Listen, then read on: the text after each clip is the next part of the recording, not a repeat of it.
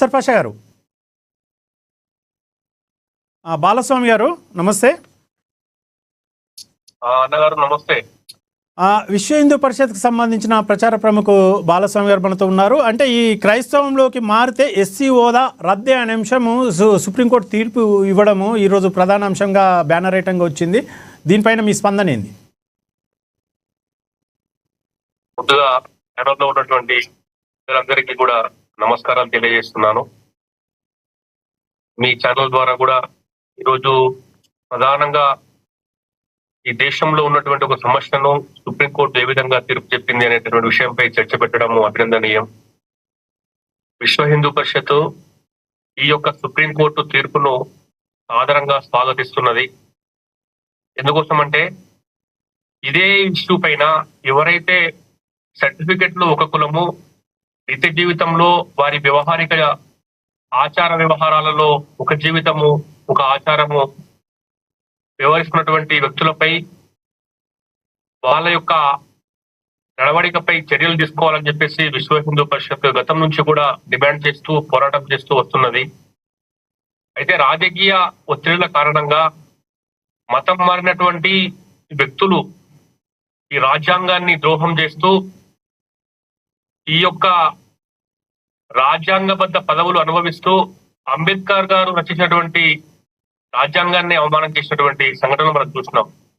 వాళ్ళ యొక్క సర్టిఫికెట్ లో హిందూ మాదిగా, హిందూ మాల అని చెప్తూ వాళ్ళ ఆచార వ్యవహారాలు మొత్తం కూడా హిందుత్వానికి పూర్తిగా భిన్నంగా ఉంటున్నటువంటి వ్యక్తులపైన చర్యలు తీసుకోవాలని చెప్పేసి మేము చేసినటువంటి పోరాటం ఏదైతే ఉందో ఈరోజు ఫలించింది. ఎందుకోసం అంటే ఒకవేళ 1950లో ఎప్పుడైతే రాజ్యాంగం అమల్లోకి వచ్చిందో అప్పుడే సామాజికంగా, ఆర్థికంగా రకరకాల ఇబ్బందులతో ఉన్నటువంటి హిందూ మతంలో ఉన్నటువంటి కొన్ని రుసుగుల వల్ల ఎవరైతే సామాజికంగా దూరం ఉంటున్నారో వారికి మాత్రమే ఈ యొక్క రిజర్వేషన్లు అమలు చేయాలని చెప్పేసి సుప్రీంకోర్టు అప్పుడున్నటువంటి రాజ్యాంగ రచయితలు అంబేద్కర్ గారితో సహా అందరూ కూడా ఇదే విషయాన్ని ప్రస్తావించారు. ఆ తర్వాత 1956లో సిక్కులో ఉన్నటువంటి కులాచార వ్యవహారం వల్ల, సిక్కు మతంలో ఎవరైతే అక్కడ కూడా సామాజిక తారతమ్యాలు, సామాజిక భేదాలు ఉంటాయో సిక్కు మతంలో కూడా ఈ ఎస్సీ రిజర్వేషన్ ను తీసుకొచ్చారు. 1990లో బౌద్ధ మతంలో కూడా ఈ యొక్క ఆచార వ్యవహారాల వల్ల అంటరానితనము, సామాజిక అసమానతల కారణంగా అక్కడ కూడా అంటే హిందూ మతము, సిక్కు మతము, బౌద్ధ మతంలో మాత్రమే ఈ యొక్క సామాజిక అసమానతలకు తావు ఉన్నది. కాబట్టి ఇందులో ఆ యొక్క వివక్షను ఎదుర్కొంటున్నటువంటి వాళ్లకు మాత్రమే రిజర్వేషన్లు వర్తిస్తాయని చెప్పేసి భారత రాజ్యాంగం స్పష్టం చేసింది. ఎక్కడైతే క్రిస్టియానిటీ ఉన్నదో క్రిస్టియానిటీలో కులాలకు తావు లేదు. అన్ని కులాలకు ఒకే ప్రాధాన్యత ఉంటుంది. ఇక్కడ కులరహిత సమాజం నిర్మాణమై ఉన్నది క్రిస్టియానిటీలో అని చెప్పేసి ఎవరైతే చెప్తున్నారో వాళ్ళే ఈ రోజు కులాలను ప్రోత్సహించే విధంగా ఎస్సీలో ఉన్న సర్టిఫికెట్ తీసుకొని క్రిస్టియన్ లోకి కన్వర్ట్ అయినటువంటి వ్యక్తులు ఎవరైతే ఉన్నారో వాళ్ళు నేరుగా ఈ యొక్క రాజ్యాంగాన్ని మోసం చేస్తున్నటువంటి స్థితి మనకున్నది. కాబట్టి దీనిపైన మీకు ఈ యొక్క హిందూ ధర్మంపై, హిందూ ఆచార వ్యవహారాలు కట్టుబాట్ల పైన నమ్మకం లేకపోతే స్వచ్ఛందంగా వెళ్ళిపోండి, ఈ యొక్క ధర్మాన్ని వదిలి వెళ్ళిపోండి.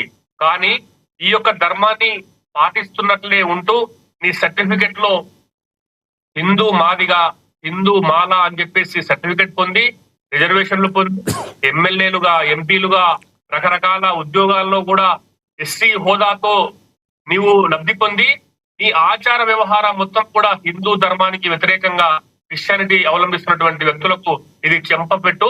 కాబట్టి ఈ యొక్క తీర్పును ప్రతి మండల ఆఫీస్ వరకు, బాలస్వామి గారు, గ్రామస్థాయి వరకు బాలస్వామి గారు, ఇది సంక్షేమ కార్యక్రమాలకు, సంక్షేమకు సంబంధించిన అంశాలపైన వర్తించదు అనేది కూడా ఒకటి ఉన్నది. దీన్ని ఏ విధంగా చూస్తారు మీరు? ఓన్లీ ఎస్సీ ఎస్టీ అట్రాసిటీ దాని మీదనే ఉన్నది, సంక్షేమ కార్యక్రమాలకు వీళ్ళు అర్హులే అన్నట్టుగా ఉన్నది. మరి దీన్ని ఏ విధంగా చూస్తారు మీరు? అదేం లేదండి, అదేం లేదు.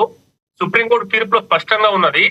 ఎవరైతే ఇప్పుడు అక్కడ ఆనంద్ అనేటటువంటి ఒక పిటిషన్ దారు నాకు ఎస్సీ చట్టం వర్తిస్తుందని చెప్పేసి కోర్టుకు వెళ్ళిండో ఆయనకు స్పష్టంగా చెప్పడం జరిగింది. నా దగ్గర ఎస్సీ సర్టిఫికేట్ ఉన్నది, మా ఎంఆర్ఓ ఇచ్చిండు, కాబట్టి నేను ఎస్సీ అట్రాసిటీ కేసు నమోదు చేయాలి దాడి చేసినటువంటి ఆ రెడ్డి సామాజిక వర్గంపై అని చెప్పేసి ఫిర్యాదు చేస్తే సుప్రీంకోర్టు చెప్పేసింది, ఒకవేళ ఎంఆర్ఓ గనక ఎస్సీ కలెక్టర్ గనక నీకు ఎస్సీ సర్టిఫికేట్ జారీ చేసినప్పటికీ నీ నిజ జీవితంలో నీ ఆచార వ్యవహారాలను బట్టి ఆ సర్టిఫికేట్ చెల్లదు అని చెప్పేసి స్పష్టం చేయడం జరిగింది.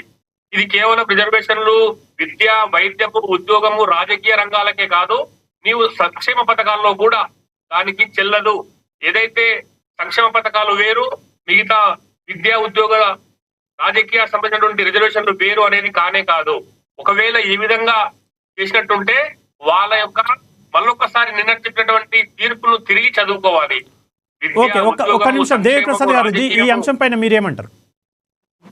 ఇప్పుడు నేను ఏమంటున్నా, ఇది ఒక అత్యున్నతమైనటువంటి సుప్రీంకోర్టు ఇచ్చినటువంటి తీర్పు. ఎందుకంటే హిందూ, సిక్కు, బౌద్ధులకు మాత్రమే ఎస్సీ హోదా ఉంటది, మరో మిత్రంకి వెళ్ళిన షెడ్యూల్ కు కులాల హోదా ఉండదు, తక్షణమే ఇవన్నీ రద్దు చేయాలనేటువంటి విషయంలో నిన్న చెప్పింది.